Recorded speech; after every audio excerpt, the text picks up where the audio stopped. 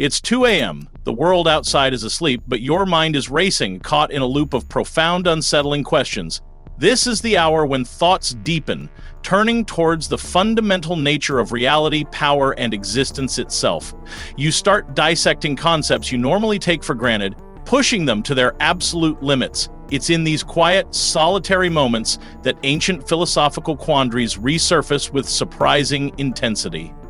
One such persistent enigma, often whispered in the corridors of theology and philosophy but rarely examined in the harsh light of logical scrutiny, concerns the very definition of ultimate power. It's a paradox that seems, on the surface, to probe the theoretical boundaries of omnipotence itself, potentially exposing a limit to what an all-powerful entity could achieve. This isn't just abstract speculation, it touches upon our deep-seated need for coherence and logic in the universe, a need that feels particularly acute in the disquiet of the early morning. At the heart of this late-night spiral lies the concept of omnipotence, typically defined as possessing unlimited power, the ability to do absolutely anything. This attribute is central to the classical conception of God in many theistic traditions. Yet this very definition births a perplexing scenario, famously known as the Omnipotence Paradox, with its most visceral formulation being the Unliftable Stone problem. The question is deceptively simple. Can an omnipotent being create a stone so heavy that even they cannot lift it? Consider the implications. If the answer is yes, then there exists something the being cannot do, lift the stone, contradicting its omnipotence. If the answer is no, then there is also something the being cannot do, create such a stone, again, seemingly contradicting its omnipotence.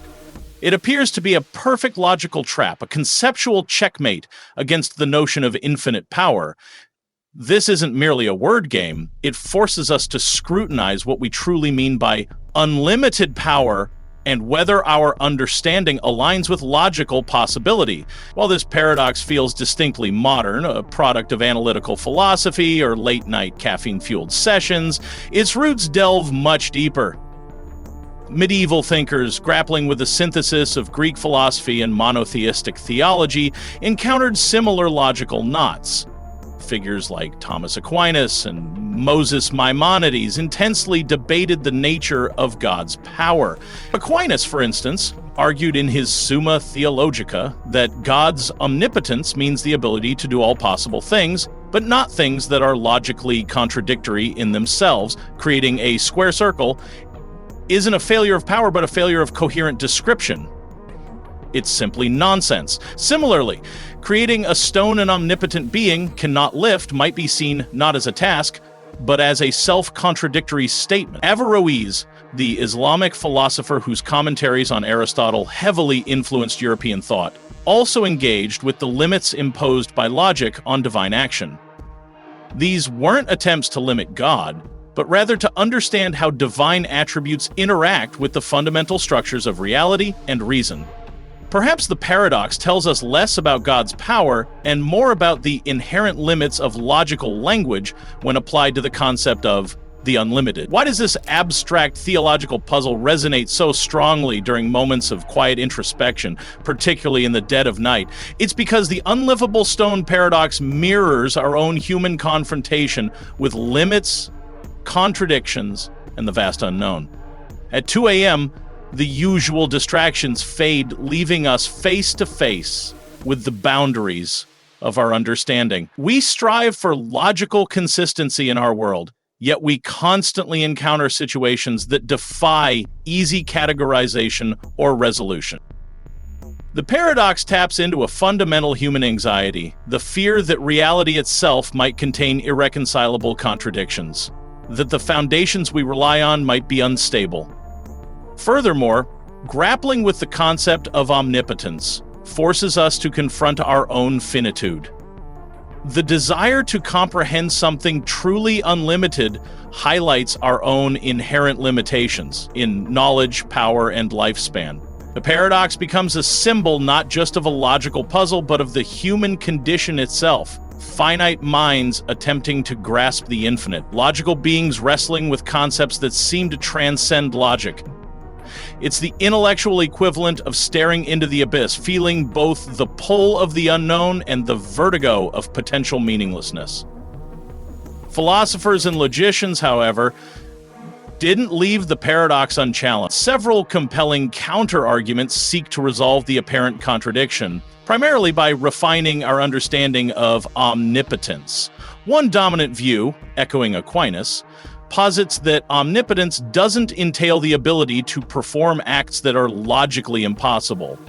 Creating a stone that an omnipotent being cannot lift is akin to creating a married bachelor. The description itself contains a contradiction. Since the task is incoherent, the inability to perform it doesn't represent a lack of power. Omnipotence, in this view, is the power to do anything that is logically possible to do. Another approach focuses on semantics. The phrase, "a stone so heavy it cannot lift it," might be linguistically flawed when applied to an omnipotent entity. If a being is truly omnipotent, the category of things it cannot lift is definitionally empty. Therefore, the request to create an object belonging to that empty set is nonsensical from the start. A third perspective challenges the classical coercive model of omnipotence altogether. Some theologians propose models where God's power operates differently, perhaps persuasively, or through self-limitation, kenosis, choosing not to exercise power in ways that violate logical consistency or creaturely freedom. These counterarguments suggest the paradox isn't an insurmountable barrier, but rather a catalyst for deeper precision in defining power, logic, and existence. So, does the Unliftable Stone paradox expose a genuine limit to God's power? The emerging consensus in philosophical theology suggests no. Rather than revealing a flaw in omnipotence, the paradox illuminates the boundaries of logical possibility and the precision required when using human language to describe concepts like infinity. The limit uncovered isn't necessarily a divine constraint, but potentially the limit of our own conceptual frameworks. An omnipotent being isn't limited by being unable to do the logically impossible any more than geometric principles are limited by the impossibility of a square circle. The exercise of grappling with the paradox, especially during those intense 2 a.m. sessions, isn't futile. It sharpens our understanding of logic, definition, and the profound difference between the genuinely possible and the merely conceivable but ultimately incoherent. The overthinking isn't necessarily exposing a divine vulnerability, but rather showcasing the incredible, sometimes unsettling power of the human mind to probe the deepest structures of thought and reality, even pushing against the apparent limits of logic itself. From the depths of 2 a.m. overthinking to the clarity of philosophical analysis, the Unliftable Stone paradox serves as a powerful intellectual tool. It forces us to refine our definitions, question our assumptions, and appreciate the intricate relationship between power, logic, and language. Ultimately, it doesn't necessarily limit God, but it certainly expands our understanding of the philosophical landscape surrounding the concept of omnipotence. The journey through this paradox highlights how even seemingly abstract problems can reflect our deepest human concerns about meaning, order, and our place within a universe that often presents us with profound logical challenges. It's a testament to the endearing power of questioning, even when, especially when those questions arise, in the quiet solitude of the night. What do you think? Does defining omnipotence as the power to do all logically possible things fully resolve the paradox for you? Or does it feel like an intellectual sleight of hand, avoiding a deeper issue? Share your perspective and interpretations in the comments below.